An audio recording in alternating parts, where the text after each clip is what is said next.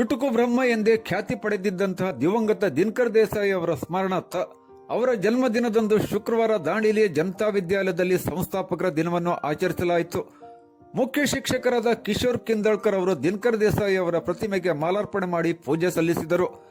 ಅನಂತರ ಮಾತನಾಡಿದ ಅವರು, ದಿನಕರ್ ದೇಸಾಯಿ ಅವರು 1909 ಸೆಪ್ಟೆಂಬರ್ 10ರಂದು ಉತ್ತರ ಕನ್ನಡ ಜಿಲ್ಲೆಯ ಕುಮಟಾ ತಾಲೂಕಿನ ಅಂತರವಳ್ಳಿಯಲ್ಲಿ ಜನಿಸಿದರು. ಅದರಂತೆ ಬೆಳಗಾವಿಯಲ್ಲಿ ಎಂಎ ಮತ್ತು ಕಾನೂನು ಪದವಿಯನ್ನು ಪಡೆದು ಅಲ್ಲಿಯೇ ಕೆಲಕಾಲ ವಕೀಲಿ ವೃತ್ತಿ ಮಾಡಿದರು.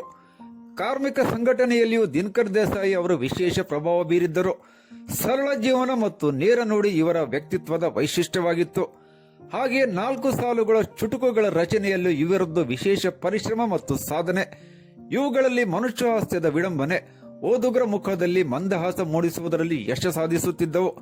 ನೇರವಾದ ಬರವಣಿಗೆ ಹೊಂದಿದ್ದಂತಹ ದಿನಕರ್ ದೇಸಾಯಿ ಅವರ ಹೂಗೊಂಚಲು, ತರುಣರ ದಸರೆ, ಕಡಲ ಕಡಲ ಕನ್ನಡ, ದಿನಕರ ಚೌಪದಿ ಮೊದಲಾದವುಗಳು ಇವರ ಮುಖ್ಯ ಕೃತಿಗಳಾಗಿವೆ.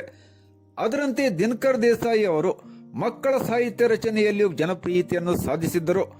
ಮಕ್ಕಳ ಪದ್ಯಗಳು ಹಾಗೂ ಮಕ್ಕಳ ಗೀತೆಯಂತಹ ಪ್ರಮುಖ ಕೃತಿಗಳಲ್ಲಿ ಟಿಕ್ ಟಿಕ್ ಗೆಳೆಯ ಮತ್ತು ಬೆಕ್ಕೆ ಬೆಕ್ಕೆ ಮುದ್ದಿನ ಸೊಕ್ಕೆ ಮುಂತಾದವುಗಳು ಅತ್ಯಂತ ಜನಪ್ರಿಯತೆ ಪಡೆದಿದ್ದವು. ಹೆಸರಿಗಾಗಿ ಎಂದೋ ಆಸೆ ಪಡೆದ ಪ್ರಾಮಾಣಿಕ ಸಮಾಜ ಸೇವೆ ಗುರಿ ಹೊಂದಿದ್ದಂತಹ ದಿನಕರ್ ದೇಸಾಯಿ ಅವರು ಸ್ಥಾಪಿಸಿದ ಕೆನರಾ ವೆಲ್ಫೇರ್ ಟ್ರಸ್ಟ್ ಇಂದು ಬೃಹತ್ ಶಿಕ್ಷಣ ಸಂಸ್ಥೆಯಾಗಿ ಬೆಳೆದು ನಿಂತಿದೆ. ಇದರ ನಡುವೆ ದಿನಕರ್ ದೇಸಾಯಿ ಅವರು ಲೋಕಸಭೆಯ ಸದಸ್ಯರು ಕೂಡ ಆಗಿದ್ದರು. ಸಣ್ಣ ಸಣ್ಣ ಚುಟುಕುಗಳನ್ನು ಬರೆದು ಬಹುದೊಡ್ಡ ಹೆಸರು ಸಂಪಾದಿಸಿ ಸಾಹಿತ್ಯ ಪ್ರಕಾರಕ್ಕೆ ಮಹತ್ವ ತಂದುಕೊಟ್ಟಂತ ದಿನಕರ್ ದೇಸಾಯಿ ಅವರು 1982 ನವೆಂಬರ್ 7ರಂದು ಕೀರ್ತಿಶೇಷರಾದರು ಎಂದು ಹೇಳಿದರು. ಕಾರ್ಯಕ್ರಮದಲ್ಲಿ ಜನತಾ ವಿದ್ಯಾಲಯದ ಶಿಕ್ಷಕರು, ಸಿಬ್ಬಂದಿಗಳು ಮತ್ತು ವಿದ್ಯಾರ್ಥಿಗಳು ಉಪಸ್ಥಿತರಿದ್ದರು. ಈಗ ದಿನಕರ್ ದೇಸಾಯಿ ಅವರ ಚುಟುಕಿನ ಒಂದು ಉದಾಹರಣೆ. ಅಲಲಲ ಕೇಳೋ ಮಗನೇ ಪೌರುಷದ ಸುದ್ದಿ, ಎಷ್ಟು ಮಂದಿಗೆ ಉಂಟು ಈ ತರಹದ ಬುದ್ಧಿ.